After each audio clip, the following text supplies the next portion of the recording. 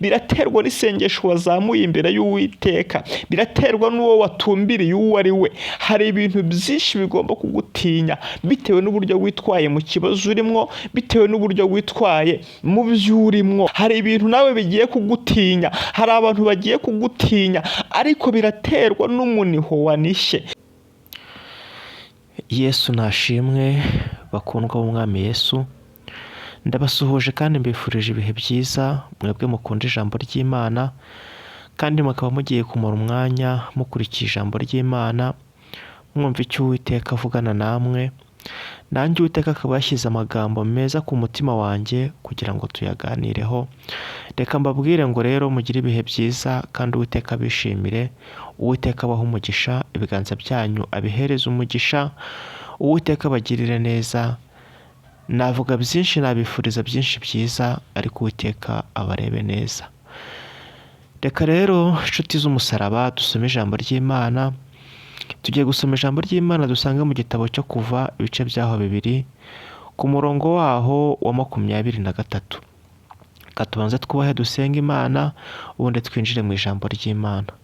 Uwiteka nyiribihe, Uwiteka Imana y'ibitangaza, Imana yabanye n'Abisiraheli ikabambutsa inyanja itukura, Imana yarinze Abisiraheli ikabarindira mu buretwa bakoreshwaga. Igitondo cy'uyu munsi turi imbere yawe, igitondo cy'uyu munsi nyemereranya guhora ku ngoma ubwoko bugiye kumva ijambo ryawe.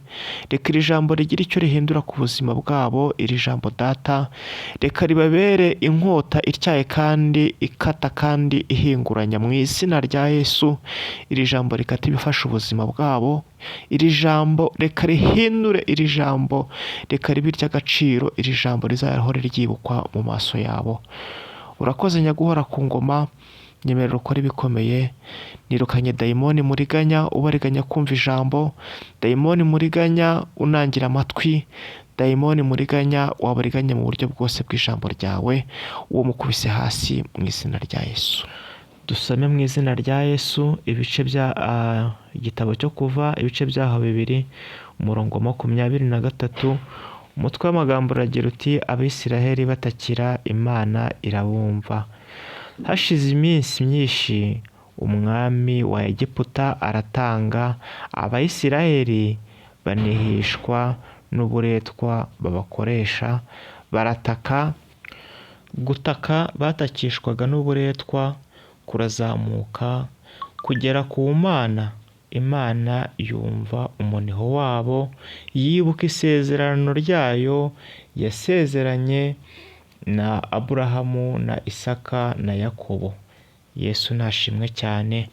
Turongera kandi dusome mu gitabo Kuva ibice 12 umurongo wa 35.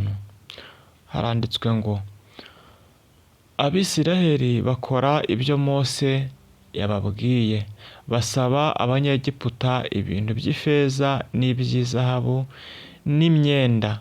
Uwiteka aha ubwo bwoko kugirira umugisha ku Banyegiputa, babaha ibyo babasabye, banyaga Abanyegiputa.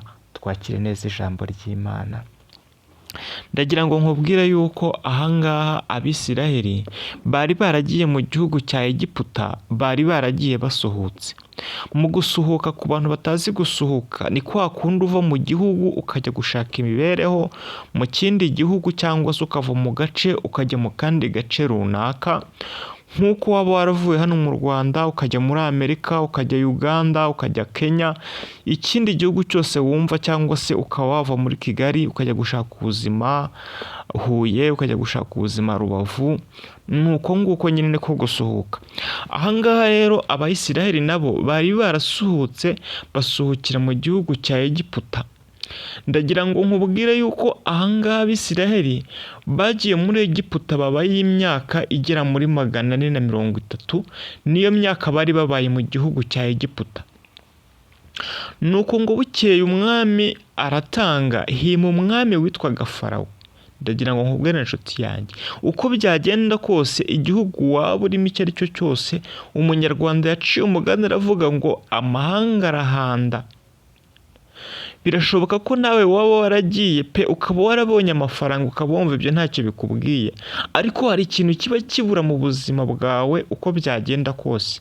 Ushobora gusanga amafaranga warayabonye ariko ugakumbura kuvuga ururimi rw'iwanyu, amafaranga warayabonye ariko urakumbura bene wanyu, abantu muri kumwe ntibahuje imico, ntimuhuje imico, hari ibintu byinshi byatuma ukumbura mu gihugu cy'iwanyu. Igihugu cy'iwanyu rero ntako gisa. Aha rero ni nako byaje kugenda.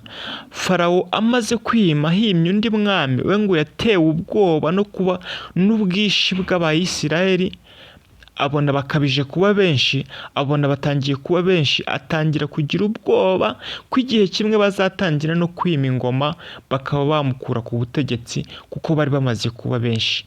Arangije rero ngo yigira inama yo kubakoresha imirimo y'uburetwa, yigira inama yo kugira ngo abakoroneze batakaze agaciro. Burya umuretwa nta gaciro aba afite mu gihugu arimwo, umuretwa nta kintu aba avuze, nta n'uwamuha agaciro. Yigira iyo nama rero yo kugira ngo abahindure abacakara. Ariko nshuti yanjye, umuntu Imana yavuzeho, icyo wakora icyo ari cyo cyose ntago wamunaniza, icyo wakora icyo ari cyo cyose ntago wamusubiza inyuma. Birashoboka ko nawe hari ibintu urimo, hari ubuzima urimo, hari abaguhinduye abacakara, hari ibyaguhinduye ibicakara, umucakara.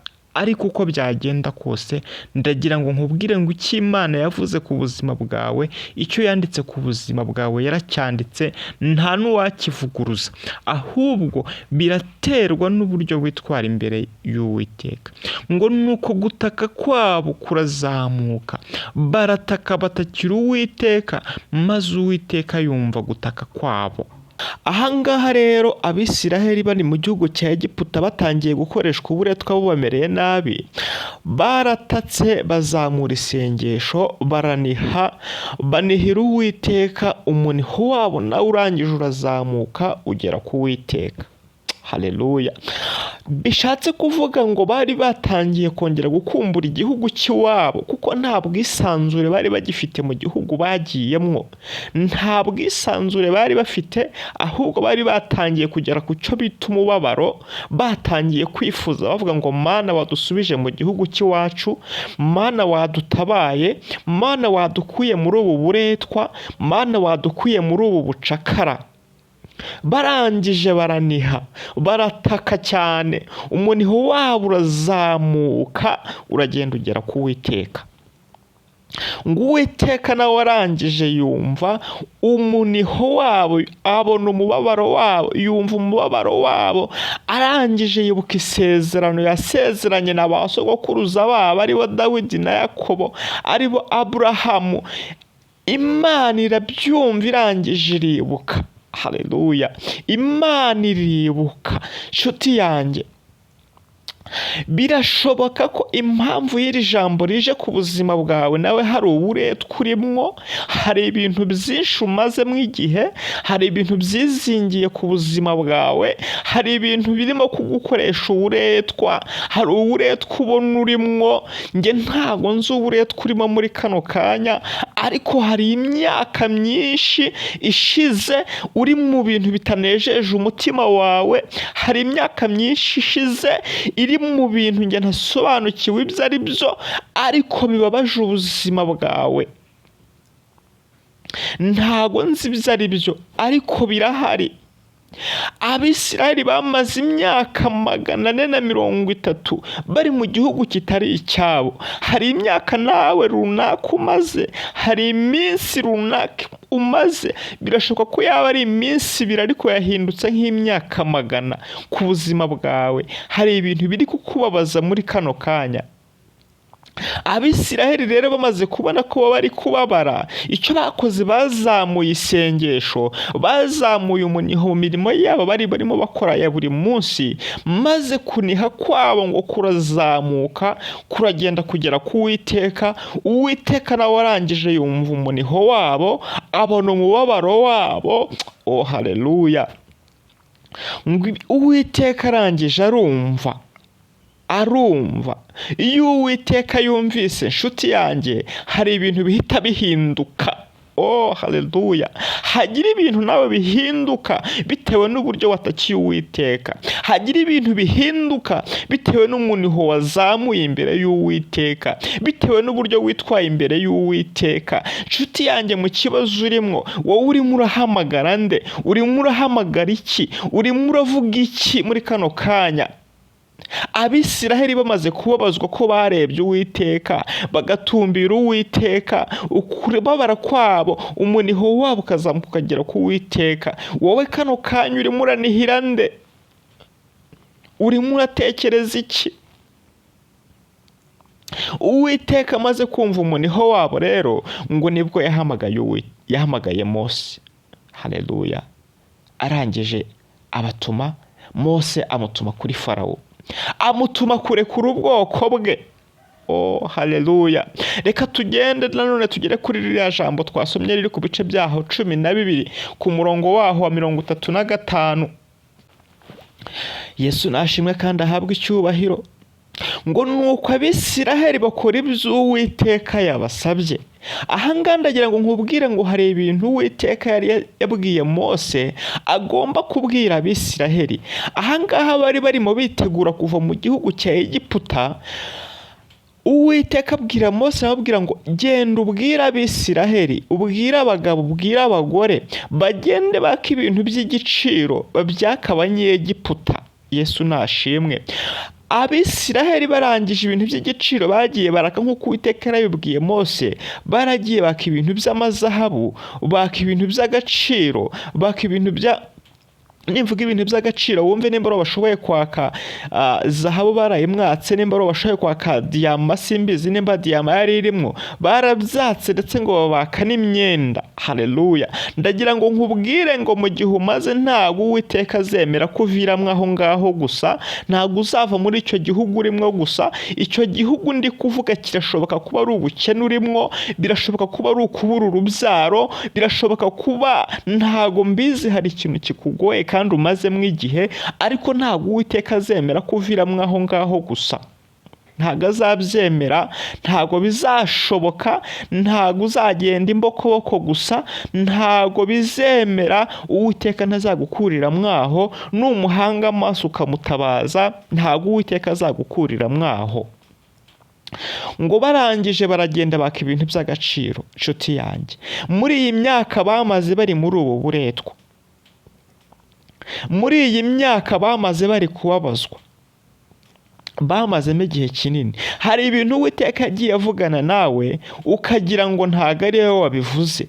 Ndagira ngo nkubwire ngo ahangaha tugeze kuri 35 barimo bitegura gusohoka ngo bave mu gihugu cya Egiputa.